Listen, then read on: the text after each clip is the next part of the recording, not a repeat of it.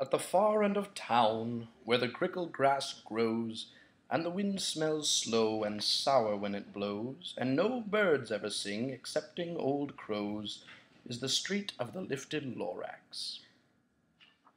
And deep in the grickle grass, some people say, if you look deep enough, you can still see today where the Lorax once stood, just as long as it could, before somebody lifted the Lorax away. What was the Lorax, and why was it there? And why was it lifted and taken somewhere? From the far end of town where the grickle grass grows, the old Onceler still lives there. Ask him, he knows. You won't see the Onceler, don't knock on his door. He stays in his lurkum on top of his store. He lurks in his lurkum cold under the roof, where he makes his own clothes out of myth-muffered moof. And on special dank midnights in August he peeks out of his shutters, and sometimes he speaks and tells how the Lorax was lifted away. He'll tell you, perhaps, if you're willing to pay. On the end of a rope he lets down a tin pail, and you have to toss in 15 cents and a nail, and the shell of a great-great-great-grandfather's snail. Then he pulls up the pail, makes a most careful count to see if you've paid him the proper amount. Then he hides what you've paid him away in his snove, his secret strange hole in his grovulous glove. Then he grunts, I will call you by whisper-ma-phone, for the secrets I tell are for your ears alone. Slup down slups the whisper-ma-phone to your ear, and the old Onceler's whispers are not very clear, since they have to come down through a snurgly hose, and it sounds as if he had smallish bees up his nose.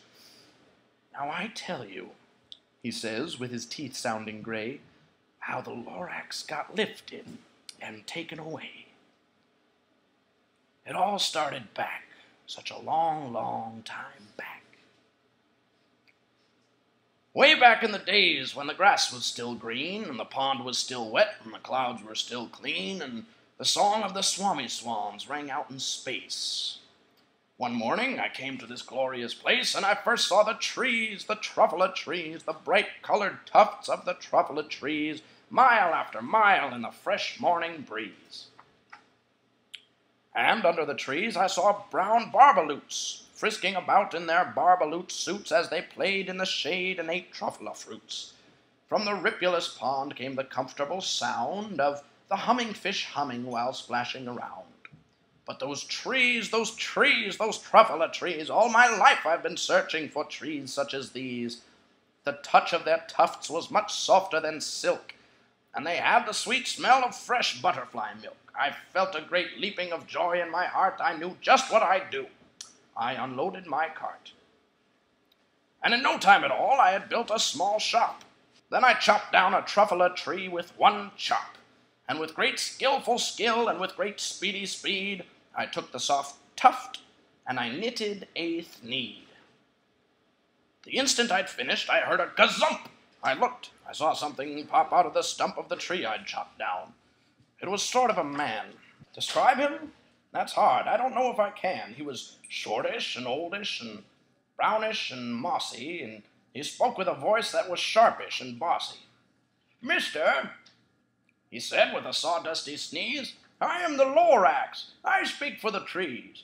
I speak for the trees have no tongues, and I am asking you, sir, at the top of my lungs. He was very upset as he shouted and puffed, What's that thing you've made out of my truffula tuft? Look, Lorax, I said, there's no cause for alarm. I chopped down just one tree. I'm doing no harm. I'm being quite useful. This thing is a thneed. A thneed's a fine something that all people need. It's a shirt, it's a sock, it's a glove, it's a hat.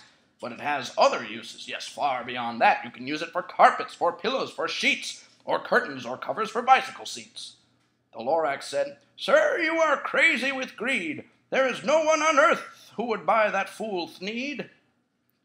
But the very next minute I proved he was wrong, for just at that minute a chap came along, and he thought that the thneed that I knitted was great, and he happily bought it for $3.98. I laughed at the Lorax. You poor stupid guy, you never can tell what some people will buy. I repeat, cried the Lorax, I speak for the trees. I'm busy, I told him. Shut up, if you please. I rushed across the room, and in no time at all I built a radio phone. And I put in a quick call. I called all my brothers and uncles and aunts, and I said, listen here, here's a wonderful chance for the whole Onceler family to get mighty rich. Get over here fast. Take the road to North Nitch, turn left at Weehawken, sharp right at South Stitch.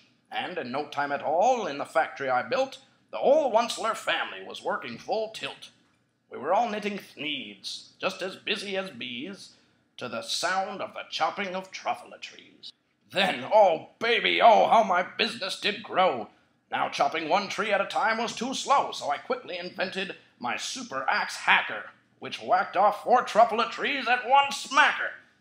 We were making thneeds 4 times as fast as before, and that Lorax, he didn't show up anymore. But the next week, he knocked on my new office door. He snapped, I am the Lorax who speaks for the trees, which you seem to be chopping as fast as you please, but I'm also in charge of the brown barbaloots who played in the shade in their barbaloot suits and happily lived eating truffula fruits. Now, thanks to your hacking my trees to the ground, there's not enough truffula fruit to go round, and my poor barbaloots are all getting the crummies because they have gas and no food in their tummies. They loved living here, but I can't let them stay. They'll have to find food, and I hope that they may. Good luck, boys, he cried, and he sent them away. I, the Onceler, felt sad as I watched them all go, but business is business, and business must grow, regardless of crummies and tummies, you know. I meant no harm, I most truly did not, but I had to grow bigger, so bigger I got. I biggered my factory, I biggered my roads, I biggered my wagons, I biggered the loads of the thneeds I shipped out. I was shipping them forth to the south, to the east, to the west, to the north.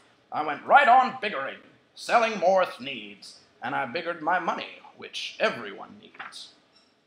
Then again he came back. I was fixing some pipes, when that old nuisance Lorax came back with more gripes. I am the Lorax. He coughed and he whiffed, and he sneezed and he snuffled, he snargled, he sniffed. Onceler, he cried with a crufulous croak. Onceler, you're making such smogulous smoke. My poor swami swans, why, they can't sing a note. No one can sing who has smog in his throat. And so, said the Lorax, please pardon my cough, they cannot live here, so I'm sending them off. Where will they go? I don't hopefully know. They may have to fly for a month or a year to escape from the smog you've smogged up around here. What's more, snapped the Lorax, his dander was up, let me say a few words about gluppity-glup. Your machinery chugs on day and night without stop, making gluppity-glup, also sloppity-slop. And what do you do with this leftover goo? I'll show you, you dirty old Onceler man, you. You're glumming the pond where the humming fish hummed. No more can they hum, for their gills are all gummed, so I'm sending them off. Oh, their future is dreary. They'll walk on their fins and get woefully weary in search of some water that isn't so smeary. And then I got mad. I got terribly mad. I yelled at the Lorax, now listen here, Dad, all you do is yap, yap, and say bad, bad, bad, bad. Well, I have my rights, sir, and I'm telling you, I intend to go on doing just what I do, and for your information, you Lorax, I'm figuring on biggering, and biggering, and biggering, and biggering, turning more truffula trees into thneeds, which everyone needs. And at that very moment, we heard a loud whack. From outside in the fields came a sickening smack of an axe on a tree. Then we heard the tree fall, the very last truffula tree of them all. No more trees, no more thneeds, no more work to be done. So, in no time, my uncles and aunts, every one, all waved me goodbye and jumped into my cars and drove away under the smoke-smuggered stars. Now all that was left neath the bad-smelling sky was my big empty factory, the Lorax and I. The Lorax said nothing, just gave me a glance, just gave me a very sad, sad backward glance as he lifted himself by the seat of his pants. And I'll never forget the grim look on his face when he hoisted himself and took leave of this place, through a hole in the smog without leaving a trace.